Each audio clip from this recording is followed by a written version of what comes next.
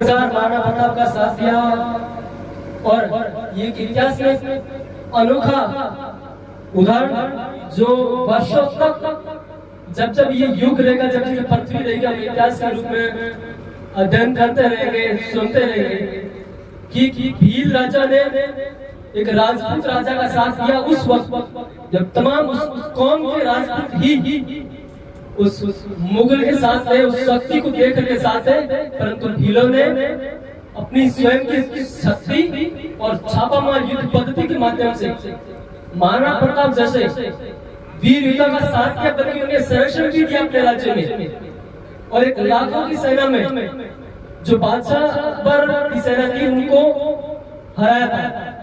तो ये इतिहास तभी पढ़ा जा रहा है, आज हम यहाँ एकत्रित होकर तभी मना रहे हैं जब उन वीरों ने कुछ किया था। और आज के इस समारोह को बार बार मिट्टी में आयोजन समारोह आयोजित करते आ रहे हैं। बिरसा मुंडा जयंती, बाबा साहब की जयंती समारोह, आज हम राणा प्रताप वीर की जयंती समारोह मना रहे हैं। तात्पर्य ये कि उन वीरों ने क्या किया प्राचीन काल में, जो हमें आज भी पढ़ना पड़ रहा है। आज भी समाज को ये संदेश देने के इस तरह के कार्यक्रम आयोजित करने पड़ रहे हैं, क्योंकि उन्होंने जो एकजुट होकर के समाज के लिए जो किया। बाबा साहब ने शिक्षा के माध्यम से देश के हर तबके को मुझे बेहतरीन संविधान दिया, जिसका अध्ययन विश्व के कई देश कर रहे हैं। राणा प्रताप ने अपनी सामाजिक एकजुटता, अपने भील समाज की एकजुटता के माध्यम से महाराणा प्रताप का साथ दिया और युद्ध जीता। उस परिदृश्य में आज इस कार्यक्रम को आयोजित कर रहे हैं कि हमारा समाज पहले किस रूप में जब एकजुट रहा है, जब हमने एकता दिखाई है, समाज का इतिहास बना है।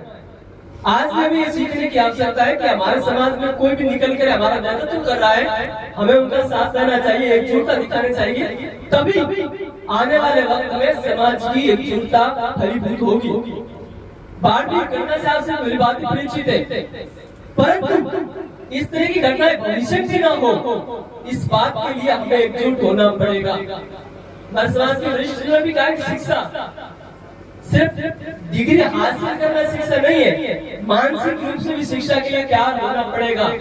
मैं पढ़ रहा हूँ, मैं मेरे परिवार के साथ साथ मेरे आड़ोस पड़ोस में या मेरे समाज में भी जो भी मेरे साथ रह रहा है उन्हें भी सही ढंग से संदेश न दे पाऊं तो मेरी शिक्षा व्यर्थ है।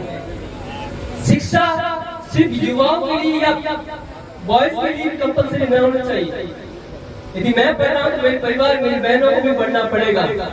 हमारे समाज के ही और तमाम समाज के बुजुर्गों ने भी पंच पढ़े बड़ी अच्छी मुहिम चलाई है, हम भी उस मुहिम का हिस्सा है, प्रशंसा करते हैं। आदरणीय रंजन साहब जैसे तमाम बुजुर्ग बैठे, उन्होंने कहा कि हमें दाढ़ी रखा हुआ दूल्हा पसंद नहीं है। मैं पंच पटेलों से विनम्र निवेदन करना चाहूंगा, उसमें एक बात और शामिल कर दीजिए कि हमें अनपढ़ दुल्हन ही नहीं चाहिए। समाज का विकास तभी होगा, मेरे वेशभूषा से या मेरे खान-पान से समाज का विकास अवरुद्ध नहीं होगा। समाज का विकास अवरुद्ध तब होगा जब मैं तो पढ़ूंगा, फिर मेरी बहन को नहीं पढ़ाना चाहूंगा। मैं पढ़ रहा हूँ, मैं मेरी बहन को भी पढ़ाना चाहूंगा। यदि हम दोनों बहन भाई पढ़ेंगे तभी मेरे साथ साथ जहाँ मेरी बहन ससुराल जाएगी वो घर भी शिक्षित होगा। यानी आज का युग तीर कमान तलवार का नहीं रहा। हम कह रहे हैं कि तीर कमान आदिवासी एक समान, पर वो बात आज के दौर में एक नारा है उच्चा बढ़ाने के लिए। आज आने वाले वक्त को बेहतर बनाने के लिए हमें कलम और किताब उठाना पड़ेगा।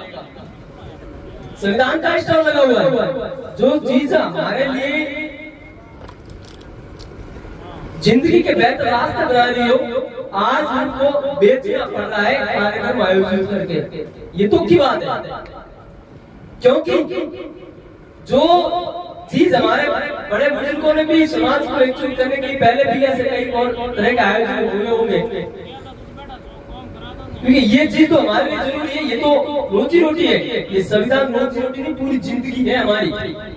संविधान को नहीं पढ़ेंगे और सही ढंग से नहीं समझ पाएंगे तो आज बाढ़ की घटना घटी, ऐसी घटना पहले भी घटी है और भविष्य में भी घटी आएगी, क्योंकि जो दुश्मन है वो हमारी हमारे बिखराव को बड़ा गौर से देख रहा है।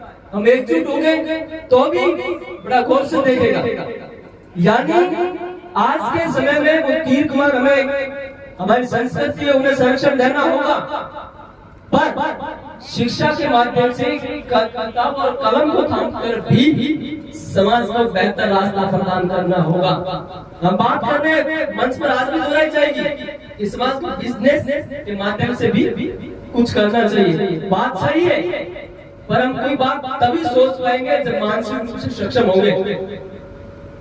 हम यदि शिक्षा को बढ़ावा नहीं दे रहे, बहुत सारी और बातों को ध्यान में ला रहे हैं, तो मैं कहता हूँ बातें आएगी वो नहीं पता, पर सुधार होना संभव नहीं है, क्योंकि आज का युग शिक्षा का युग है। आप बाइटू जो चार्ट बाहुली लगा है देखते होंगे कि उन्होंने जब जो समाज की आवश्यकता पड़ी तो लोगों ने या राजनेता ने किस तरीके से एकजुटता दिखाई। हम अभी सुधार की प्रक्रिया में, फिर भी हमें लग रहा है कि वो व्यक्ति कर रहा है गलत कर रहा है, मेरे अनुसार करे तो मैं उनके साथ चलूं, वरना वो अगर मेरी बात को नहीं सुन रहे तो मैं उनके साथ नहीं चल रहा। ये गलत है। इससे लगता है कि मैं मेरी सोच को आगे बढ़ा रहा हूं, सामने वाले को कमजोर साबित करूंगा, पर कमजोर पहले मैं हो जाऊंगा।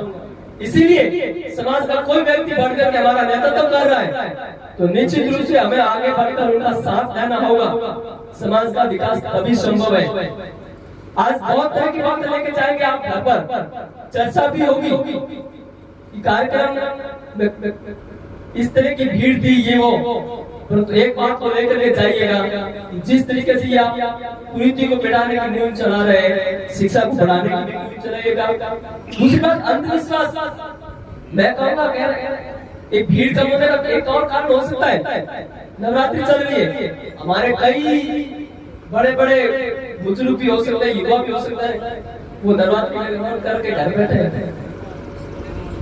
मेरी आस्था मेरा निजी व्यक्तिगत मामला है, परंतु मेरे लिए मेरे से ज्यादा मेरा समाज महत्वपूर्ण है। मुझे मेरा व्यक्तिगत नुकसान होगा उसकी भरपाई हो सकती है, पर समाज को जो नुकसान मुझसे होगा या समाज की कमी में जो मेरी कमी खलेगी वो मेरे लिए आने वाले वक्त में मुश्किलें पैदा करेगी।